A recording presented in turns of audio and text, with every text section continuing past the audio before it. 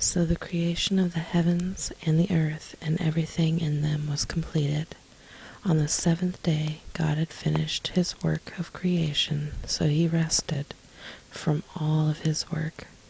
And God blessed the seventh day and declared it holy, because it was the day when he rested from all of his work of creation. This is the account of the creation of the heavens and the earth. The man and woman in Eden. When the Lord God made the earth and the heavens, neither wild plants nor grains were growing on the earth, for the Lord God had not yet sent rain to water the earth, and there were no people to cultivate the soil. Instead, springs came up from the ground and watered all the land. Then the Lord God formed the man from the dust of the ground. He breathed the breath of life into the man's nostrils, and the man became a living person. Then the Lord God planted a garden in Eden in the east, and there he placed the man he had made. The Lord God made all sorts of trees grow up from the ground, trees that were beautiful and that produced delicious fruit. In the middle of the garden he placed the tree of life and the tree of the knowledge of good and evil. A river flowed from the land of Eden, watering the garden and then dividing into 4 branches. The first branch, called the Pishon, flowed around the entire land of Havilah, where gold is found. The gold of the land is exceptionally pure. Aromatic resin and onyx stone are also found there. The second branch, called the Gihon, flowed around the entire land of Cush.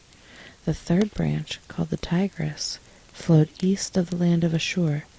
The fourth branch is called the Euphrates. The Lord God placed the man in the Garden of Eden to tend and watch over it. But the Lord God warned him, "You may freely eat the fruit of every tree in the garden except the tree of the knowledge of good and evil. If you eat its fruit, you are sure to die." Then the Lord God said, "It is not good for the man to be alone. I will make a helper who is just right for him." So the Lord God formed from the ground all the wild animals and all the birds of the sky. He brought them to the man to see what he would call them, and the man chose a name for each one.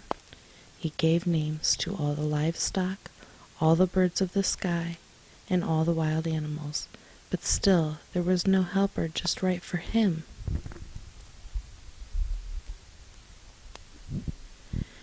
So the Lord God caused the man to fall into a deep sleep. While the man slept, the Lord God took out one of the man's ribs and closed up the opening. Then the Lord God made a woman from the rib, and he brought her to the man. "At last," the man exclaimed, "this one is bone from my bone and flesh from my flesh. She will be called woman, because she was taken from man." This explains why a man leaves his father and mother and is joined to his wife, and the two are united into one. Now the man and his wife were both naked, but they felt no shame.